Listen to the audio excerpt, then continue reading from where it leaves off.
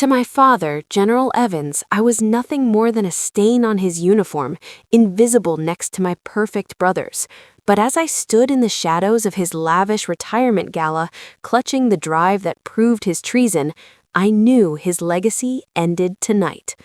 My name is Aaliyah Evans, and in this military revenge story, for 26 years I have lived as a ghost in my own home, a silent observer to the rise of a dynasty built on lies, nepotism, and a corruption so deep it threatened the very country my father claimed to serve. Growing up in the Evans household was not like growing up in a home. It was like being raised in a barracks where the commanding officer resented your very existence. My father, General Richard Evans, was a man carved from granite and ego. To the public, he was a war hero, a strategic genius, and the founder of Evans Shield, a private military contractor that had secured billions in government defense deals. To me, he was the man who looked at me with a mixture of boredom and disdain, as if my birth had been a clerical error he couldn't quite correct.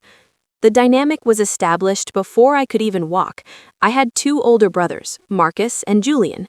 They were the golden boys, the heirs apparent. Marcus was the spitting image of our father, broad-shouldered, loud, and confident, though possessing only half the intelligence. Julian was the charmer, the one who could smile his way out of a court-martial, though he had never stepped foot on a battlefield.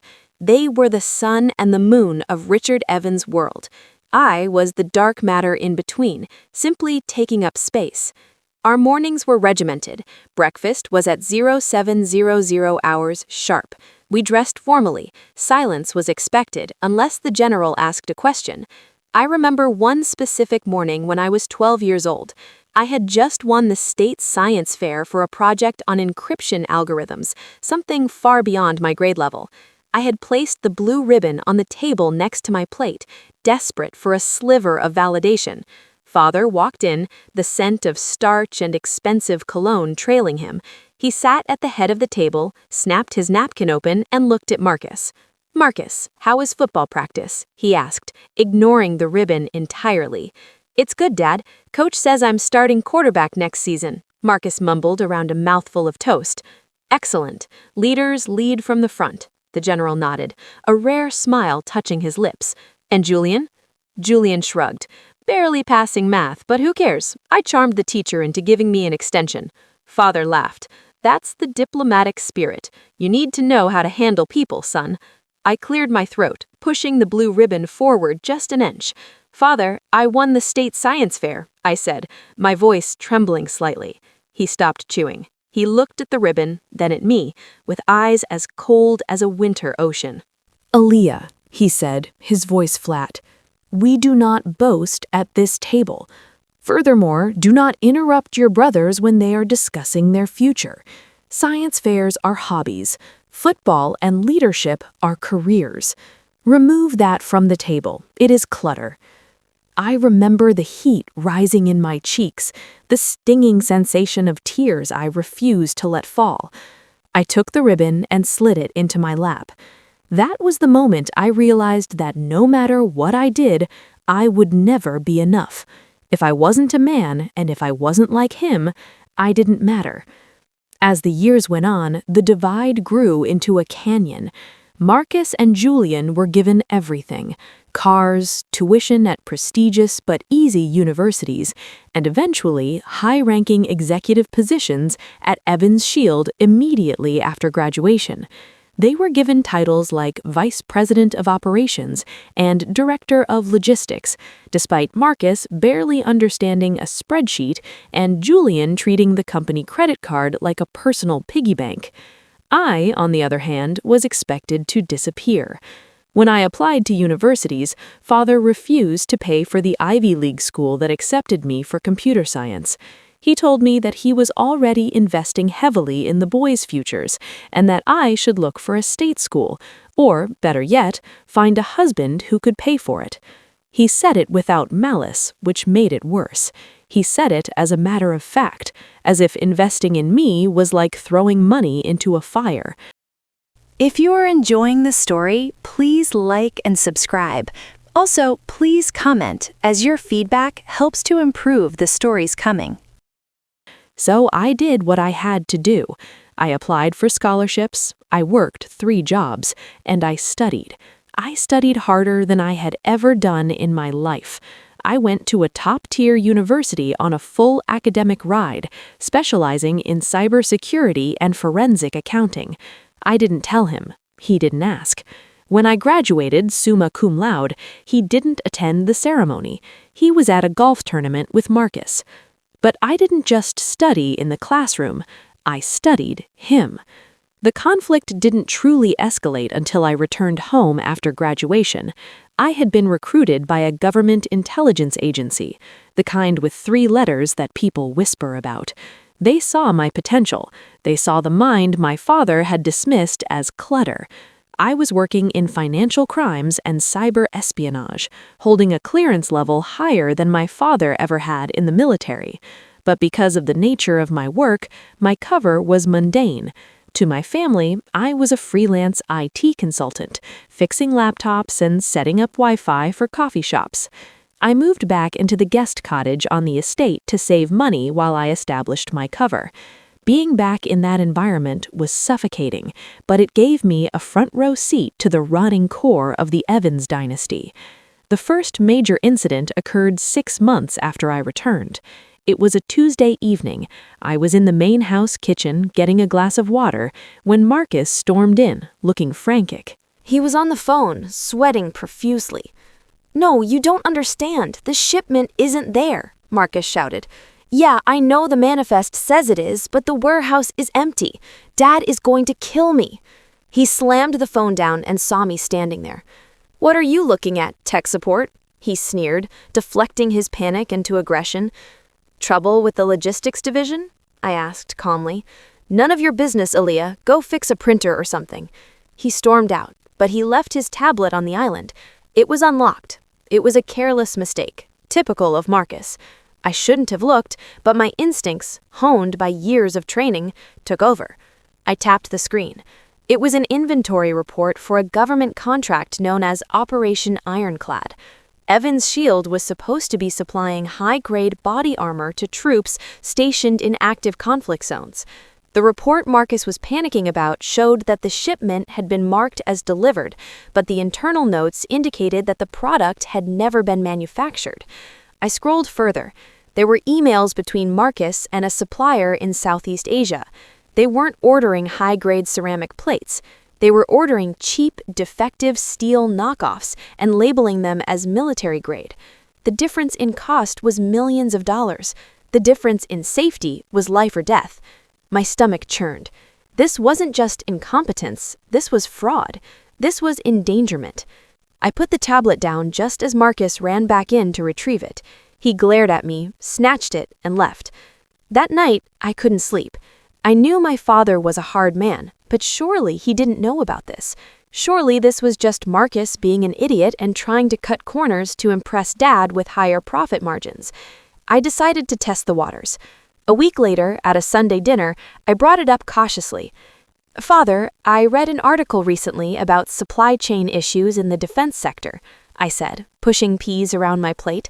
"A lot of faulty equipment is making it to the front lines. Is Evans' shield doing quality assurance checks on the Ironclad shipment?" The room went silent. The clinking of silverware stopped. Marcus dropped his fork, his face draining of color. General Evans slowly turned his head toward me. "Why would you ask such a question?" he demanded, his voice low. "Just curiosity," I lied. "With Marcus managing logistics, I know he's under a lot of pressure.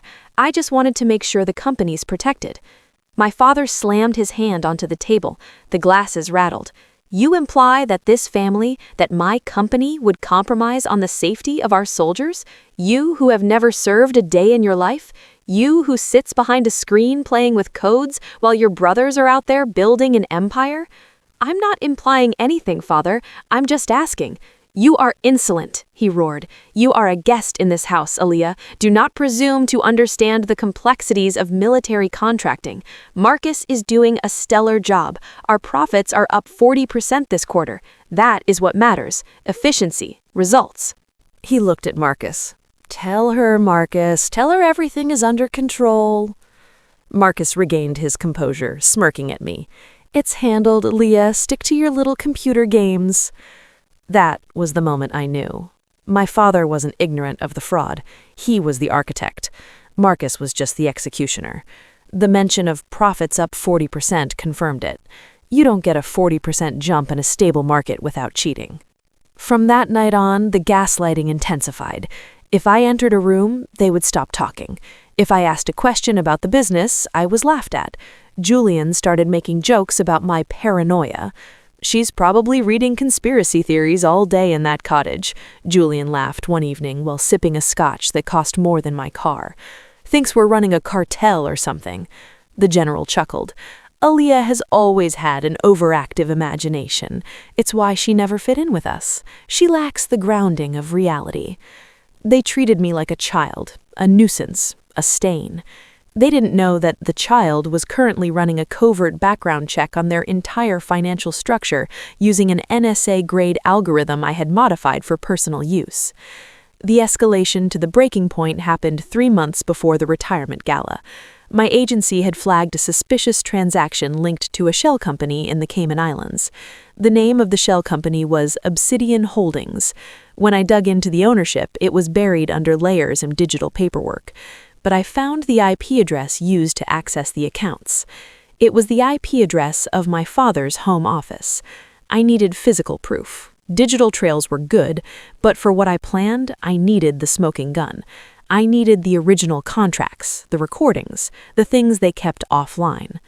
One afternoon, when the general was at the country club and the brothers were out networking, which meant day drinking on a boat, I entered the main house. I knew my father's security codes. He never changed them because he assumed he was untouchable. I slipped into his study. It smelled of mahogany and arrogance. I went to his wall safe. The combination was Marcus's birthday, typical. Inside, I found a hard drive labeled retirement insurance. I plugged it into my encrypted laptop and copied the contents. What I saw made my blood run cold. It wasn't just the body armor, it was everything. They were billing the government for ghost employees, security personnel that didn't exist. They were laundering money for foreign oligarchs through consulting fees. And worst of all, there were audio recordings. I played one. It was my father's voice, clear as day. I don't care if the vests are thin, Marcus. The contract stipulates delivery by the 15th. If a few soldiers take a hit, they get a medal and we get our bonus. Just ship the damn product. We need that capital to close the deal on the new estate. I sat there in the silence of his study, listening to my father trade human lives for a vacation home. Tears streamed down my face, not of sadness, but of pure, unadulterated rage. He had spent my entire life telling me I wasn't good enough, that I lacked honor, that I was a disappointment. Yet he was the monster. He was the traitor. I copied everything. I wiped my digital footprints. I put the drive back. The final straw came a week before the gala. The family was gathered in the living room. The gala was to be the event of the decade. Senators, generals, and billionaires were invited. It was to be the crowning moment of Richard Evans's life before he handed the CEO title to Marcus. "Aaliyah," my father said, not looking up from his newspaper. "Yes, father?" "For the gala next Saturday, we have finalized the seating chart." I waited. "You will not be at the head table," he said. I blanked. "But the whole family is at the head table. Even Aunt Martha is sitting there." "Aunt Martha is a shareholder," he said coldly. "You are not. Furthermore, we need someone to manage the floor. The event planners can be incompetent. I want you to supervise the catering staff and ensure the press doesn't get too close to the VIP area."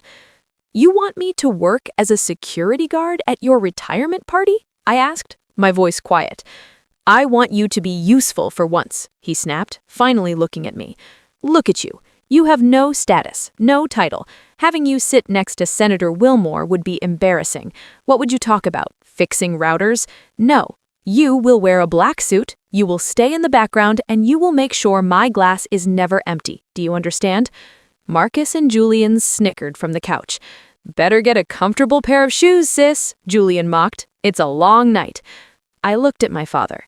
I looked at the man who had erased me from his life, who had minimized me until I was nothing but a servant in his mind. "I understand, Father," I said. "I will make sure everything goes exactly as you deserve." He didn't catch the double meaning. He just nodded and went back to his paper. "Good.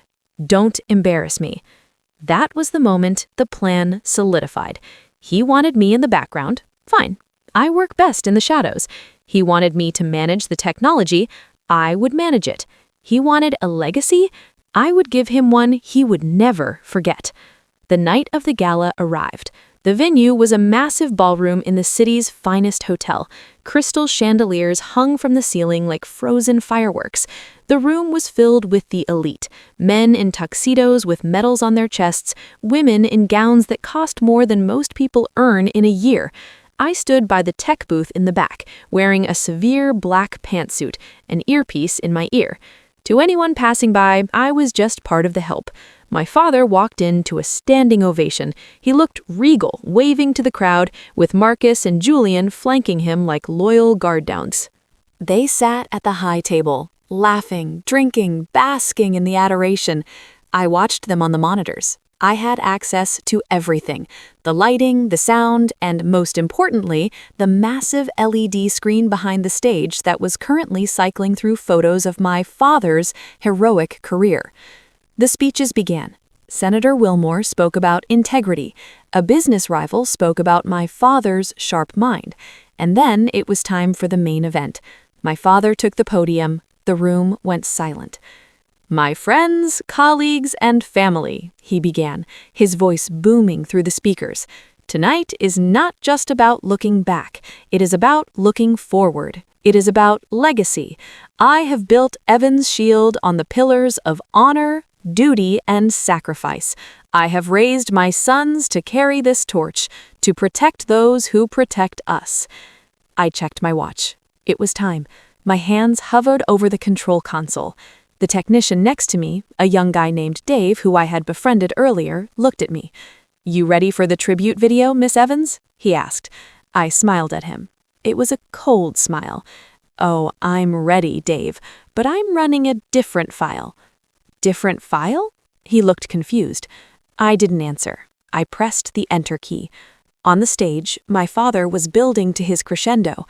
"And so, as I step down, I leave you with this thought: the truth is the only shield that matters." As if on cue, the massive screen behind him flickered. The heroic photo of him in uniform vanished. The room gasped. Instead of the tribute video, a spreadsheet appeared. It was massive, high definition, and crystal clear. The header read, "Evans Shield, Offshore Laundering, Obsidian Holdings." My father paused, confused by the murmur in the crowd. He turned around to look at the screen. "What is this?" he muttered into the microphone, which was still hot. "Cut the feed! Technical difficulties!" But I had locked the system. I was the only one with the encryption key. The screen shifted. It was a scanned document. The Project Ironclad inventory report showing the purchase of defective steel plates. The murmur in the crowd turned into a roar. Several military officers stood up, squinting at the screen. "Turn it off!" my father screamed, his composure cracking. "Marcus, fix it!" Marcus was frozen at the table, his mouth open. Then the audio started. It boomed through the ballroom's concept-grade speakers. "I don't care if the vests are thin, Marcus. If a few soldiers take a hit, they get a medal and we get our bonus." My father's voice echoed off the walls. The cruelty, the callousness, it was undeniable. The color drained from General Evans's face. He looked like a ghost. The crowd was in chaos. Senator Wilmore was on his phone, looking furious. The press, who had been relegated to the back, were rushing forward, cameras flashing blindly. I wasn't done. I grabbed the microphone at the tech booth. I overrode the main system so my voice would drown out the confusion. "Ladies and gentlemen," I said. My voice was calm, steady. "Please direct your attention to the screen for one final exhibit." Every eye in the room turned to the back, searching for the source of the voice. My father squinted into the darkness. "Who is that? Who is doing this?" I stepped out from the shadows of the booth. into the spotlight I had just activated for myself. "It's me, Father," I said. The silence was deafening. "Aaliyah," he whispered, the microphone picking up his disbelief. You did this?" "You wanted me to handle the details," I said, my voice ringing out across the hall. "You wanted me to be invisible. You called me a stain. But stains are hard to remove, General, especially when they know where the bodies are buried." I hit the final key. The screen changed to a live feed of a bank transfer I had initiated 10 minutes ago. It showed the seizure of all Evans Shield assets by the federal government pending a criminal investigation. "I am Special Agent Aaliyah Evans of the National Security Intelligence Division," I announced, revealing my true title for the first time. "And you are under arrest for treason, fraud, and conspiracy to commit murder." As I said the words, the side doors burst open. But it wasn't catering staff. It was a federal tactical team, fully armed, led by my direct supervisor. The climax was chaos, but it was beautiful. My father tried to run, an instinctive, cowardly move. He made it 3 steps before he was tackled by agents. His tuxedo ripped, his dignity shattered. Marcus and Julian were handcuffed at the table, crying like children. Marcus was shouting, "It was him! It was all Dad! I just sent the emails!" Julian was vomiting into an ice bucket.